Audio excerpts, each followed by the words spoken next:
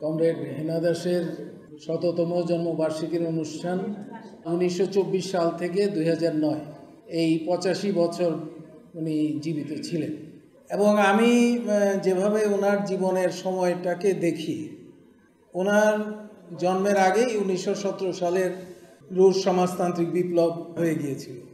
তারপরে ভারতে কিন্তু ব্রিটিশ বিরোধী আন্দোলন সেইটা ক্রমাগতভাবে দানা বাঁধতে শুরু করেছিল। এবং আপনারা শুনেছেন যে উনি স্কুল পাশ করেছেন ১৯৪০ সালে। মানে তখন কিন্তু ব্রিটিশ বিরোধী আন্দোলন একটা তীব্র মাত্রার দিকে যাচ্ছে আর কি।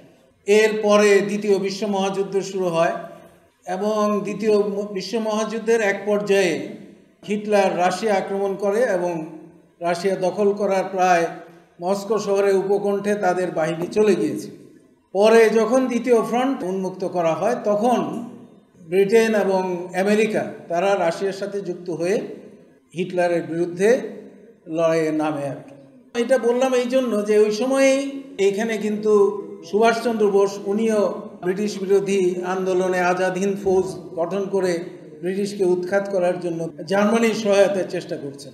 আবার ওই সময়ে যেহেতু এই মিত্র বাহিনী গঠিত হয়েছে, সুতরাং ভারতে কমিউনিস্টরা তখন ব্রিটিশ সরকারকে বেশি চ্যালেঞ্জের মধ্যে না নেওয়া এই ধরনের একটা সিদ্ধান্তে পৌঁছেছিলেন। এইভাবে এবং তারপরে তো পাকিস্তান হয়ে গেল, ভারতবর্ষ বিভক্ত হলো। এইরকম একটা পটভূমির ভিতর দিয়ে ওনার ২৪ সালে জন্ম এবং ৪৮ সালে উনি ব্যক্তিগতভাবে তখন বিবাহ বন্ধনে আবদ্ধ হয়েছেন। সুতরাং ২৪টা বছর, এই ২৪টা বছরে এতগুলি জাতীয় এবং আন্তর্জাতিক ঘটনা ঘটেছিল। এবং আমি ধারণা করি যে এই সমস্ত ঘটনাগুলি, এবং এখানে আরেকটা উল্লেখিত হয়েছে যে ওনার পরিবারে ওনার বাবা উকিল ছিলেন এবং ওনার যারা ভাই ছিলেন তারা সবাই রাজনীতিতে সক্রিয় ছিলেন এবং বামপন্থী রাজনীতিতে সক্রিয় হয়েছিলেন। সুতরাং যার ফলে উনি যেহেতু সবচেয়ে ছোট সন্তান, সব কিছুই পরিবারের অভ্যন্তরে এবং দেশের ভিতরে এবং আন্তর্জাতিকভাবে বিভিন্ন ঘটনাগুলি ওনার রাজনৈতিক যে বেড়ে ওঠা, আমার ধারণা সেইটা ওনাকে ব্যাপকভাবে প্রভাবিত করে থাকবে। প্রথম থেকেই উনি শিক্ষার্থী হিসেবে খুবই সফলতার সহিত অগ্রসর হচ্ছিলেন।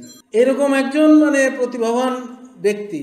এবং এখানে আপনারা হয়তো জানেন যে তারপরে তিনি বিভিন্ন সময়ে ছাত্র সংগঠন, সেই সময়ে অল ইন্ডিয়া স্টুডেন্ট ফেডারেশন, সেইটার কাজ করেছেন, নেতৃত্ব দিয়েছেন। এমনকি ১৯40 সালে বা তার একটু পরে বোম্বেতে তখন ধরনের ছাত্রকর্মীদের একটা প্রশিক্ষণ কর্মশালা হয়েছিল, সেইখানেও তিনি আসামের পক্ষ থেকে এইখান থেকে তিনি প্রতিনিধিত্ব করতে ২০ জনের মধ্যে তিনিও একজন ছিলেন।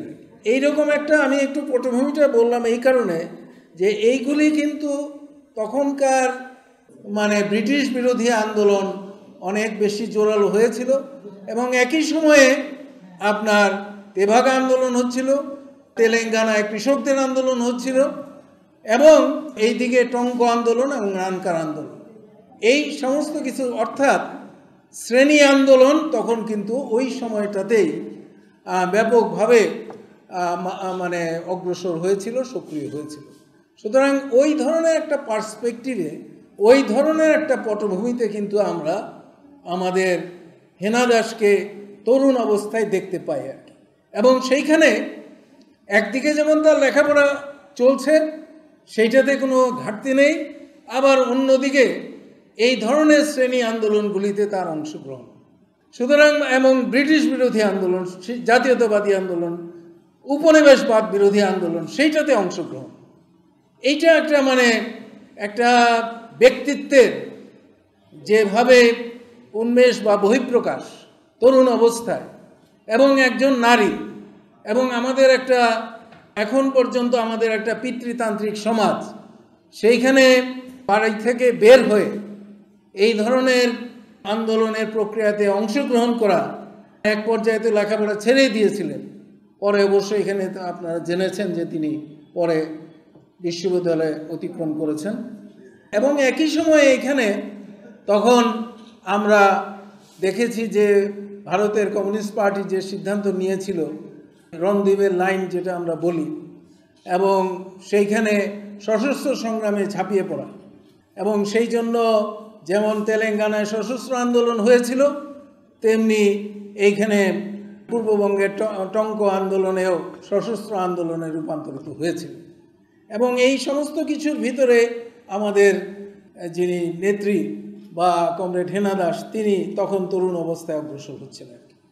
তো এইরকম একটা পটভূমিতে আমি ওনাকে দেখেছি, এবং এইটা একটা আপনাদের ধারণার ক্ষেত্রে ধারণা হয়তো আছে, কিন্তু আমার কথাটা বলার জন্য আমি ওনাকে এটা প্লেস করলাম, ওনার পটভূমিটা কোথায়। দ্বিতীয় কথা আমি একটা বলতে চাই, সেটা হলো যে আমি প্রথমে ওনাকে দেখি 69 সালে গণ অভ্যুত্থানের পরে। এটা বলছি এই কারণে যে তখন কিন্তু কমিউনিস্ট পার্টি বেআইনি, এবং বেআইনি কমিউনিস্ট পার্টি, তিনি যে কমিউনিস্ট পার্টির একজন অন্যতম নারী নেত্রী, সেটা হয়তো সবারই জানা আছে। এই আজকে যেটা জীবনী আমরা সংক্ষিপ্ত শুনলাম, সেখানে আমরা দেখলাম যে প্রায় 10 বছর উনি আত্মগোপনে ছিলেন, এবং পরবর্তীতে সংসারের প্রয়োজনে বা শিশু সন্তানকে বড় করার জন্য তাকে চাকরিতে যোগদান করতে হয়েছে। তো ওই সময়টাতে উনি নারায়ণগঞ্জে গার্লস স্কুলে উনি প্রধান শিক্ষক ছিলেন, এবং আমি আমার মায়ের সাথে, কমরেড অনিমা সিংহ, তার সাথে 69 সালে ওনার বাসায় যাই। এখনও আমার মনে আছে যে তখন একটা বেশ রাজনৈতিক চাপের মধ্যে আসলে পরিস্থিতিটা অগ্রসর হচ্ছে। গণ অভ্যুত্থান হয়েছে, হওয়ার পরে ওই টাইমটা যখন আমি মায়ের সাথে যখন গেলাম, তখন পরিস্থিতি কোন দিকে মোড় নিতে পারে, এবং যারা বামপন্থী বা কমিউনিস্ট তাদের উপরে কী ধরনের আরও অত্যাচার নেমে আসতে পারে, সেগুলিরও একটা আশঙ্কা বিরাজ করছিল। যার ফলে উনি ওইখানে ওই স্কুলের একটা কোয়ার্টারে থাকতেন, এবং সেইখানে আমার মায়ের সাথে দেখা হওয়ার পরে যেরকম আন্তরিকতার সহিত তারা কথা বললেন, এটা এখনও আমার মনে আছে। এবং এই সূত্রে আমি আরেকটা জিনিস বলতে চাই, সেটা হলো যে দেখেন, ওই সময়ের যারা এই ধরনের কমিউনিস্ট আন্দোলনে নারী হিসাবে ব্যাপক ভূমিকা নিয়েছিলেন, তার মধ্যে যেমন কমরেড নিবেদিতা নাগ, যেমন কমরেড জুফুল রায় একটু বিস্তৃত হয়ে গিয়েছেন, কারণ তিনি কমরেড খোকা রায়ের স্ত্রী। পরে তিনি এখানে খোকা রায় থাকলেও তিনি থাকতে পারেন নাই, মেয়েটাকে বড় করতে হবে, সেইটা একটা কম্পালশন ছিল। আবার এইখানে আমরা জানি শান্তি দত্ত, কমরেড বারিন দত্তের স্ত্রী, তিনিও নানকার আন্দোলনে যোগ দিয়েছিলেন। মনোরমা বসু, মাসিমা, বরিশালে আমরা সবাই জানি, তিনি ভারতের স্বাধীনতা আন্দোলনের অন্যতম একজন নারী নেত্রী ছিলেন। এবং আমার মা অনিমা সিংহ, এই সমস্ত আরও হয়তো অনেকে আছেন, আমি কয়েকজনের নামের কথা বললাম এই জন্য যে এদেরকে, এবং কমরেড হেনা দাসের যে বই আছে, সেই অনেকগুলি বই লিখেছেন, 6টা বই লিখেছেন। তো তার মধ্যে খুব সম্ভবত 4 পুরুষের যে কাহিনী, সেই যে বইটা, সেইটার ভিতরে এই অংশটাও আছে যে কতটুকু কৃচ্ছতা সাধন করতে হতো। অর্থাৎ আপনাকে একটা জিনিস একটু খেয়াল করতে হবে যে কমিউনিস্ট পার্টি কিন্তু পূর্ববঙ্গে একটা বেশ শক্তিশালী পার্টি ছিল। এখনকার পরিস্থিতিতে দেখে সেইটা অনুধাবন করা মুশকিল। 12,000-এর উপরে শুধু পার্টি সদস্য ছিল ওই সময়, এবং তার মধ্যে তারা বিভিন্ন ধরনের কৃষক শ্রমিকের শ্রেণীর আন্দোলন, সেইগুলিকে তারা চ্যাম্পিয়ন করছিল। এবং সেই পার্টিটা যখন বেশিরভাগ লোক হিন্দু সম্প্রদায়ের সদস্য থাকাতে, যখন ভারত বিভাগ হয়ে গেল, পাকিস্তান এবং ভারত, তখন দলে দলে হিন্দু সম্প্রদায়ের লোকেরা এই দেশ ছেড়ে ভারতে চলে যাচ্ছে। এবং পূর্ববঙ্গের কমিউনিস্ট পার্টি, যেটা ভারতের কমিউনিস্ট পার্টির অংশ ছিল, তার এইখানকার যারা সদস্যরা, তারাও ব্যাপকভাবে দেশ ত্যাগ করছে। এখন এই যে দেশ ত্যাগ, এবং এই সম্প্রদায়ের লোকেরা, আত্মীয় স্বজন সবাই চলে যাচ্ছে, হলো এই 12,000-এর যে নেটওয়ার্ক, সামাজিক নেটওয়ার্ক, গণসংগঠনের নেটওয়ার্ক, তার নিজস্ব প্রার্থী সদস্য, গ্রুপ সদস্য ইত্যাদি যা যা আছে, শুধু 12,000-এ তো সীমাবদ্ধ নয়, এখানে লক্ষ লক্ষের প্রসঙ্গ আমরা মনে করতে পারি আর কি।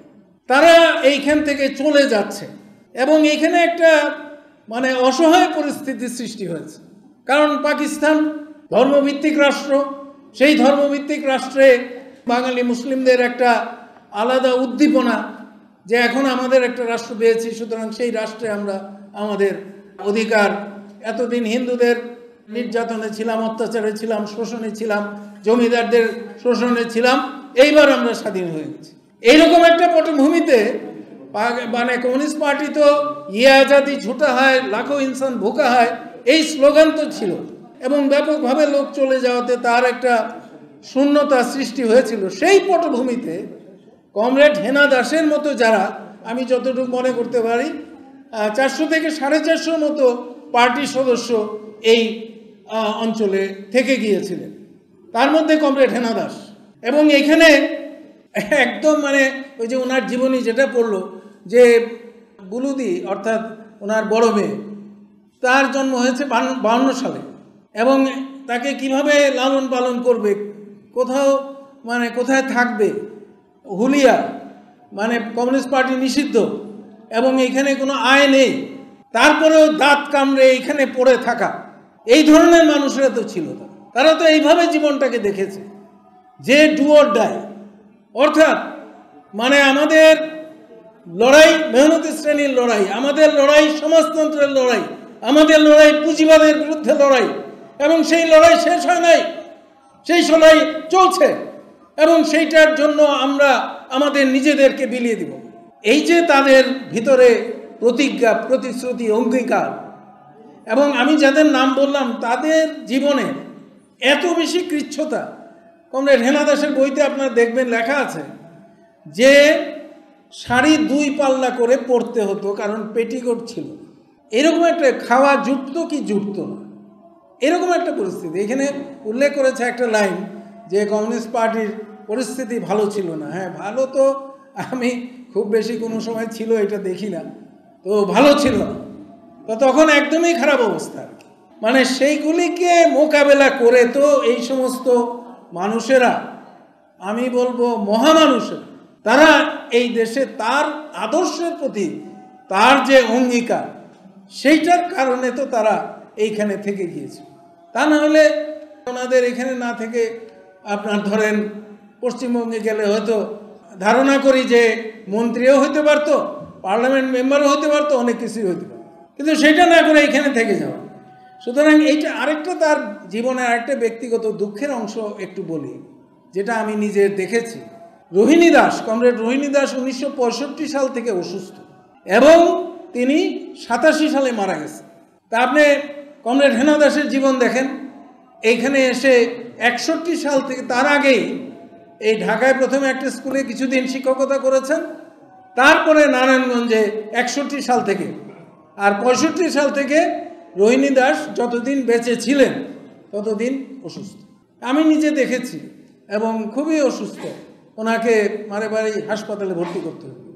তো সুতরাং মানে আমাদের মধ্যবিত্ত সমাজে যদি আমরা দেখি আর কি, স্বামী স্ত্রী দুইজনে মিলিয়ে সংসার, সেইখানে একজন ক্রমাগতভাবে অসুস্থ, কিছু করতে পারছে, সেই পুরা জিনিসটা টেনে নিয়ে যাওয়া, 2টি মেয়ে তাদেরকে গড়ে তোলা, বড় করা, তারপরে রাজনৈতিক সংগ্রাম, হুলিয়া জেলে নিয়ে যাচ্ছে, এইখানে কমিউনিস্ট পার্টি বেআইনি, এইখানে নানা রকম ঘটনা ঘটছে, সেইটার ভিতরে স্থির থেকে, এবং ওনাকে যেটা আমি যতটুকু দেখেছি, এত ধীর স্থির লোক আমি খুব কমই দেখেছি আর কি।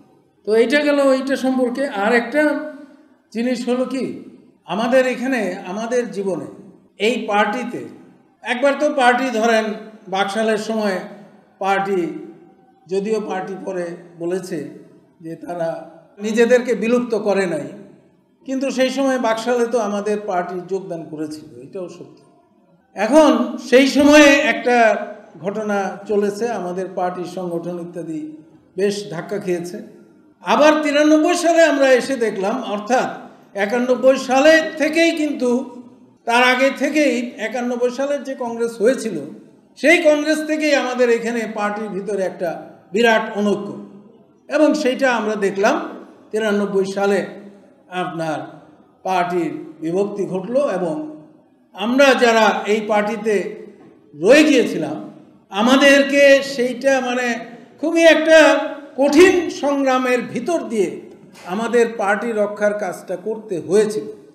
এবং সেইখানে যারা তখন আমাদের প্রবীণ কমরেড ছিলেন, তার মধ্যে কমরেড হেনা দাস একটা অন্যতম প্রধান ভূমিকা পালন করেছে। এই পার্টিতে যাতে নারীরা আরও অংশগ্রহণ করতে পারে সেইটা আমি দেখেছি ওনাকে, সেই কাজটাকে সমর্থন দিতে, প্রশ্রয় দিতে এবং সেইটাকে অগ্রসর করার। সুতরাং এইটা আমরা আমাদের জীবনে তার যে অংশগ্রহণ পার্টিকে ধরে রাখা এবং সেটাকে অগ্রসর করার ক্ষেত্রে এখনকার সময়ের সাথে এটা যদি একটু মিলাইতে চাই আর কি, তাহলে একটা জিনিস হলো যে এখানে আপনার একটা অভূতপূর্ব গণ অভ্যুত্থান হয়ে গেল। সেইটাতে এখানে যারা স্বৈরাচারী ফ্যাসিবাদী সরকার অর্থাৎ লুটপাটের পুঁজিবাদী ধারার একটা অংশ তারা পরাজিত হয়েছে, পতিত হয়েছে। এবং সেইটার ফলে এখানে একটা কথা উঠেছে যে বৈষম্য বিরোধী অবস্থানে বাংলাদেশের রাষ্ট্রকে নিয়ে যেতে হবে। তাহলে সেইটা করতে হলে আমাদের এখানে আমাদের পার্টিতে, আমি এটা খোলামেলাই বলি যে পার্টিতে আমরা যে খুব জোরালো শক্তিশালী একটা পার্টি এরকম এখনো নাই, আমরা করতে চাই। এবং এইটার বাইরেও আমরা আমাদের রাজনৈতিক প্রস্তাবে বলেছি আমরা বৃহত্তর বলয় গড়ে তুলতে চাই। তাহলে বৃহত্তর বলয় গড়ে তুলতে হলে আরও তো অন্যান্য বৃহত্তরের যারা সংজ্ঞায় পড়বে তাদেরকেও কাছে আনার বিষয় থাকে। তাহলে এইখানে পার্টির ভিতরে পার্টির নিজস্ব সংগঠিত কাজ সেটাকে যেমন অগ্রসর করতে হবে, তেমনি পার্টির বাইরেও আরও অনেক লোক আছে যাদেরকে আমরা সংগঠিত করতে চাই। অর্থাৎ আমরা একটা অসাম্প্রদায়িক, একটা বৈষম্য বিরোধী এবং একটা গণতান্ত্রিক সাম্যের আন্দোলনকে অগ্রসর করতে চাই, একটা বৃহত্তর বলয়কে আমরা অগ্রসর করতে চাই। সেই কাজটা আমাদের সামনে এসে হাজির হয়েছে ইতিহাসের ঐতিহাসিক কর্তব্য হিসাবে।